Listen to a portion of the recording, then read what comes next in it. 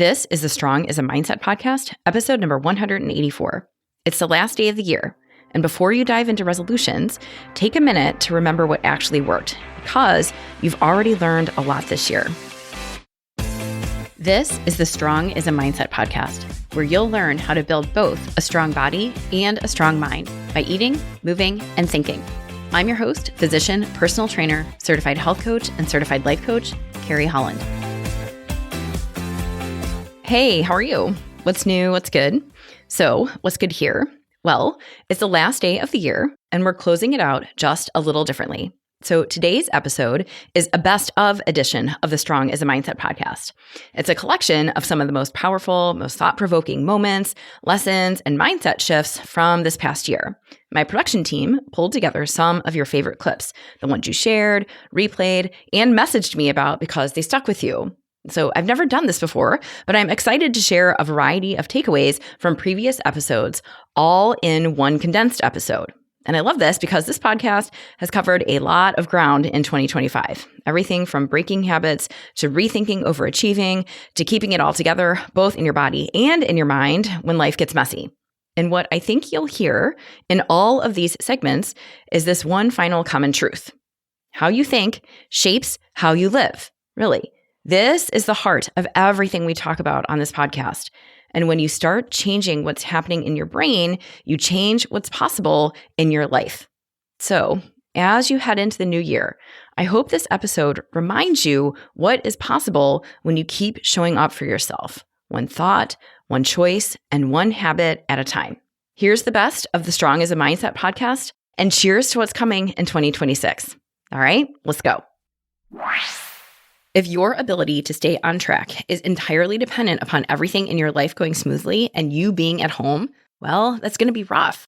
What happens when life gets busy or unpredictable? Then what?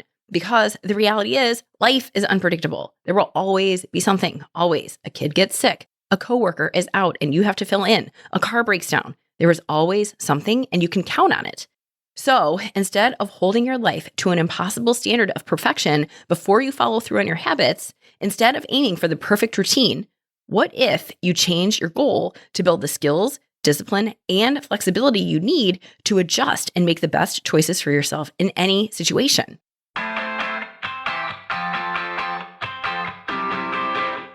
I want you to remember that just because the food is in front of you, it doesn't mean you have to eat all of it. You can leave food on your plate, even if you were always part of the Clean Plate Club. Even if your parents taught you that in order to have dessert, you have to finish every last bite of dinner.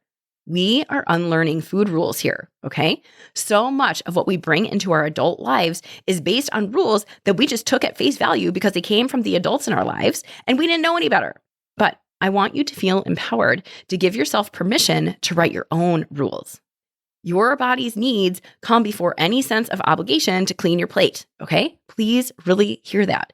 Your body's needs come first, always. What if you grab a little something for a total of 4 times in a day? And then you do that every day of the week for 7 days. So that's 28 little extras all over the course of a week. And I would argue that will be more than enough to keep you stalled. That is enough. So the little things like grazing and unplanned snacks really don't seem like much in the moment, but if you zoom out and look at the impact over the course of a week, it can actually add up to quite a bit. And if you're not paying attention to it, if you're not food journaling or keeping track of what you're eating in some way, you're probably not going to make the connection. If you're not tracking or logging those small bites, most often they don't exist in your brain. They don't register, but they most definitely register on your body, okay? Your body still counts all of the extra bites and all of the grazing. So even if those bites are small and mindless and scattered throughout your day, they still matter. They still count. Your metabolism does not hit pause just because those few bites of chocolate chip cookie did not feel substantial to you. It all adds up. And over time, those mindless bites that you're not really thinking about can be the difference between being in maintenance and losing weight. If you are on track Monday through Thursday, only to let it go Friday through Sunday, you will most definitely be chasing your tail. So you may start your week strong, meal prepping, eating protein and veggies, and minimal snacking or grazing. But then by Friday, things start to slide. Maybe it's a drink with dinner on Friday because it's been a week, or extra snacks on Saturday when you're home and a little bored, and one or more dinners out at restaurants over the weekend. And then by Sunday, you may feel a little off track, but instead of getting back to your plan, you tell yourself, I'll get it together on Monday. And this is a pattern I see all the time. And the problem is you could be eating super healthy for a good portion of your week, but your weekends could be completely erasing that progress and keeping you right at maintenance. Maybe it's that when you find yourself in front of a certain food, you find that you just want it, so you have it. But here's what I want to point out. When you stop at I just wanted it, that is a surface level response. And it sounds reasonable at first. You might think to yourself, well, Cheetos are salty, they're crunchy, they leave orange powder on your finger that you can lick off when you're all done. I just want them. So you've reasoned with yourself that it sounds good, it tastes good, so on with it. And if you stop there, that's the end of it. And you're keeping yourself from learning more about you and your habits. Wanting something or feeling like you earned a treat, it is not inherently wrong, right? In fact, society reinforces it. Everywhere you turn, every ad you see will tell you that food is a reward for hard work. Food is a way to soothe your discomfort. Food is your escape. But here's the problem. While thinking this way seems harmless at first go, these justifications act as a mental shortcut that keeps you from digging deeper to actually understand your food choices. So when you declare, I just wanted it, you bypass the opportunity to understand the emotional, physical, and situational triggers that led you to that decision in the first place. You're not asking yourself why you wanted the food. So you're never going to know if you ate the chocolate because you were actually physically hungry, or it was because you were feeling stressed or tired or filling a void that food has helped you fill in the past. When you settle for the surface level response, you miss out on the opportunity to learn more about your relationship with food, your patterns, your thought processes, and your habits. So instead of justifying your behavior with a quick excuse, we have got to dig deeper and look for what else is going on.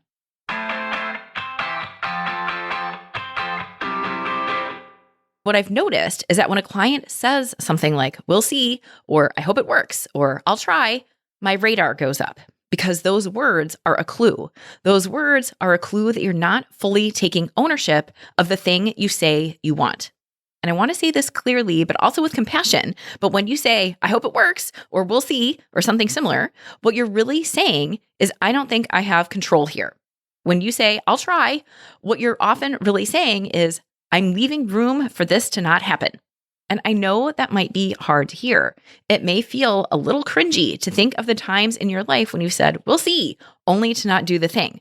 And I'm only sharing it because I've been there. I've done it. And I've said all of those things. And I know what it feels like to not be in a place of full belief in yourself. It doesn't feel good. I've done it in my business. I've done it in my relationships. I've done it with my schedule, my fitness. I have defaulted to we'll see, and it got me absolutely nowhere. So think about it. When you say, we'll see, what does that bring up for you? What feelings do you associate with we'll see? Whether you're a man, a woman, young, old, whatever, having muscle really is a non-negotiable. Muscle really is your key to longevity. And if you've hung around here at all, you may have heard me share about this, but let me reiterate why having muscle matters. So first, and this may be obvious, but having muscle improves your strength. So you can get up and down the stairs, so you can pick up a heavy box, so you can get your luggage into the overhead compartment. And while muscle improves your strength, it also improves your endurance. So you can chase your kids, your pet, your grandkids.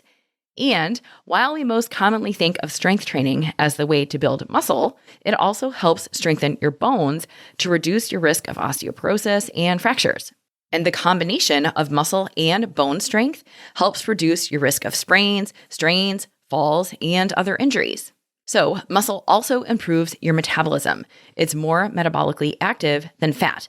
And all that means is that it burns more calories at rest than fat.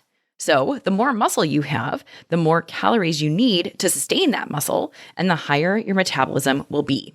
Muscle also has a role in insulin sensitivity, and it helps regulate your blood sugar and reduce your overall risk of type 2 diabetes. It can help to decrease your blood pressure. It can lead to improved brain health and memory. And aside from all of the physical health benefits that you get from having muscle, let's not forget all of the mental health benefits that it gets you too. So strength training and having muscle have been linked to better quality of life, improved mood, and reduced symptoms of depression and anxiety. So I heard this saying recently, and I think it applies. Strength training, or really having muscle, will add years to your life and life to your years. And to that, I say a great big amen. Yes, it will most definitely do both. Having muscle will add both to your quantity and quality of life. You are not a project. Your body, your energy, your wellness, your sense of self-worth, these are not systems to be optimized, okay? You cannot outschedule your way out of burnout. You cannot time block your way into peace. You cannot shame yourself into consistency. And you cannot hustle your way to wellness. And that's because burnout does not care how productive you are. Your nervous system does not give a hoot about how many things you've checked off your to-do list. And your body does not respond to pressure. Your body responds to care and kindness, not pushing harder. And that is the paradox. So many of you are trying to apply the same tools that got you success in one domain, work, achievement, external validation. You're trying to apply those tools to a completely different problem, the problem of making space for yourself in your very busy, very overscheduled life. But this problem does not get solved by pushing harder. It gets solved by allowing more space. It gets solved by building safety.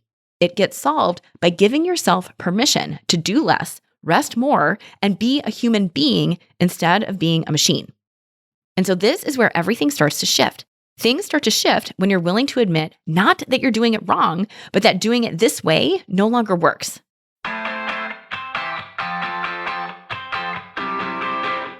The amount of mental energy white-knuckling requires of you can be totally draining. And here's what I want to offer.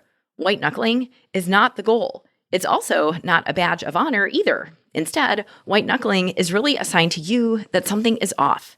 It's a clue that you're relying on effort instead of skill, and that you're surviving instead of thriving. It tells me that you're in a reactive state, using every ounce of willpower just to get through the moment, and that is not sustainable. And it's definitely not how you build confidence or long-term change. Language matters. Your language matters a whole lot. So remember that your words create your world. So the words you use, they are not just sounds. They are signals to your brain about how serious you are. So as an example, when you say something like, I hope I can do it this time, what you're really saying is, I don't believe I will. Think about it. I hope I can do it this time. That language, it's passive.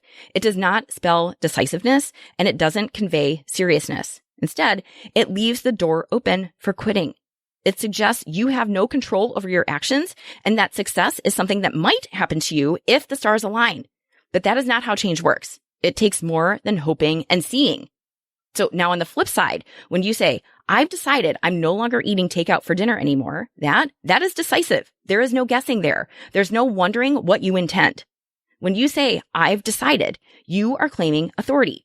You're telling your brain, I'm in charge here. And that is exactly what we're looking for you to be in charge. And while that shift in language may seem small, don't underestimate it. It's actually super powerful. Your brain takes direction from your words. And over time, what you say becomes what you believe. And then what you believe becomes how you act. Tools do not replace the fundamentals. So yes, it is the unglamorous habits that matter most. Veggies, water, walking, and sleep. They may not feel as exciting as strapping on a new device, but those really are the backbone of sustainable habit change. The lifestyle you build, so the way you live day in and day out, is really what creates your results. Not your CGM graph, not your readiness score, and most definitely not your daily weigh-in. Okay? Simple, not flashy, and not something an app can do for you. So here is what I want you to take away. Stop over-scientizing your fitness. Data, it's not bad. Gadgets, also not bad. But they will not change your life unless you use them to change your behavior. Numbers on a screen, they will not lift the weights for you. A readiness score does not get you to bed earlier. A food log, that does not put veggies in your mouth. Only your actions can do that. And here, this is what I really want to drive home. The information itself, it's not the solution. It's what you do with that information that matters.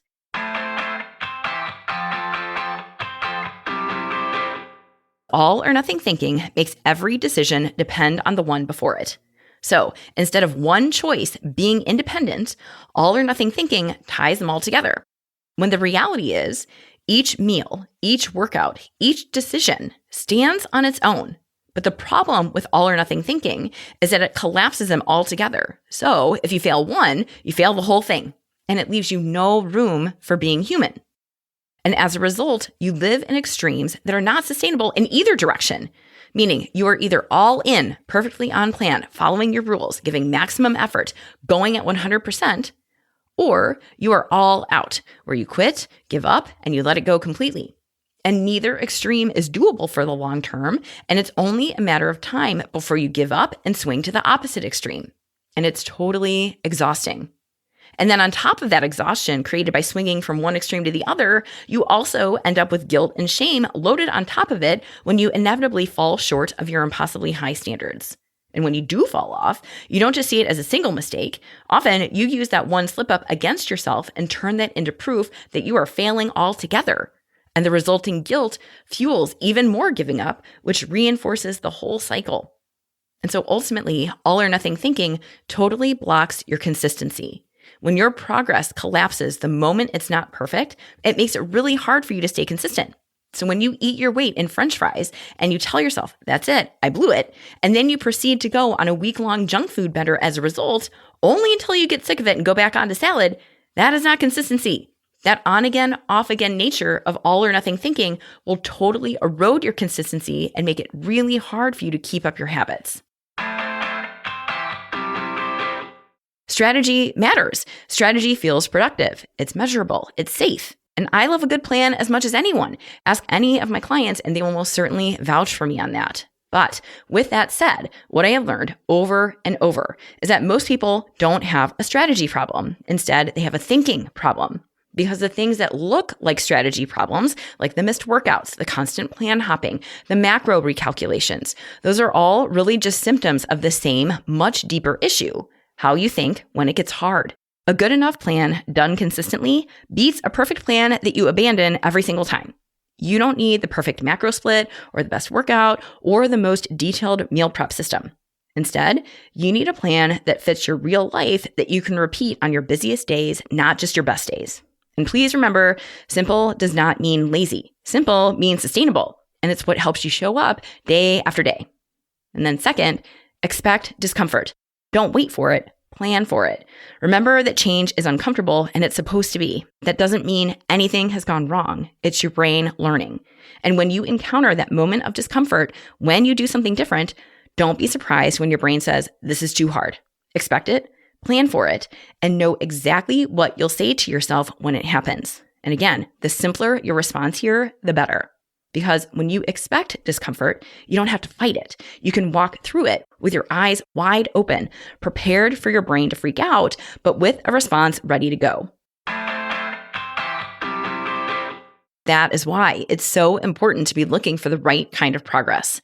Often, when people get into mindset work, they have an expectation that if they just work hard enough or long enough or read enough self-help books, that one day they will arrive at perfect calm and positivity.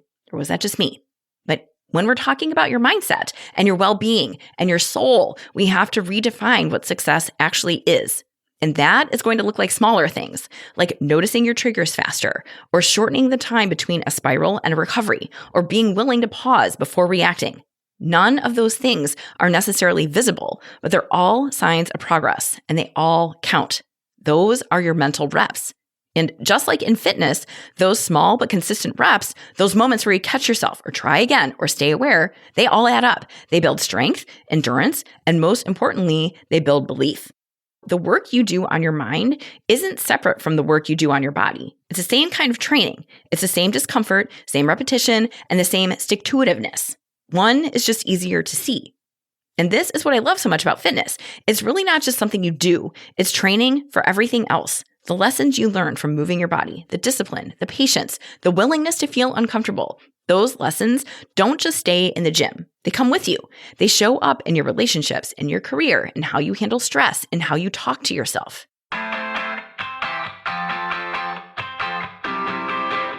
If you want to know why bother with all of this thinking stuff, here it is.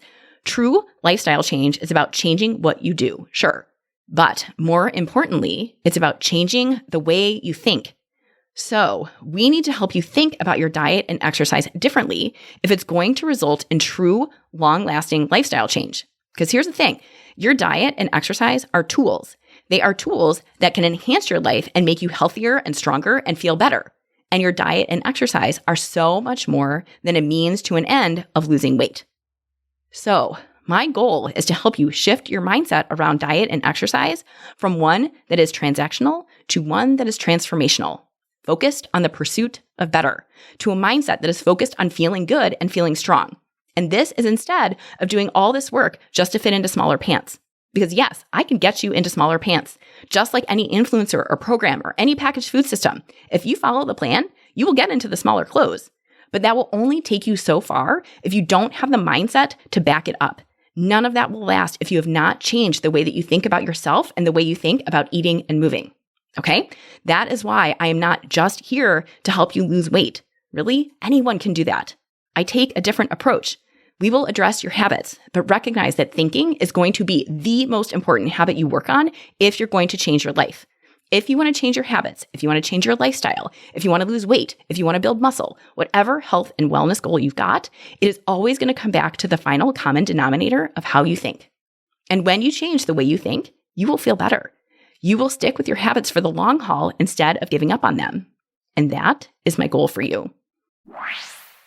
Hey, if you want to build muscle but don't know where to start, I've got you covered. Head over to carriehollandmd.com/buildstrength and download my free guide to help you maximize your strength training. Inside, you'll find the essential exercises for building muscle, plus simple 1, 2, and 3-day workout plans that you can follow with just dumbbells and a bench. You'll also find strength training tips to help you train smarter and see real results. My goal is to help you get strong, and this strength training guide will help you do it. Go to carriehollandmd.com/buildstrength and check it out. Thank you for listening to the Strong is a Mindset podcast. If you want to learn more about how to build both a strong mind and a strong body by eating, moving, and most importantly, thinking, check out carriehollandmd.com.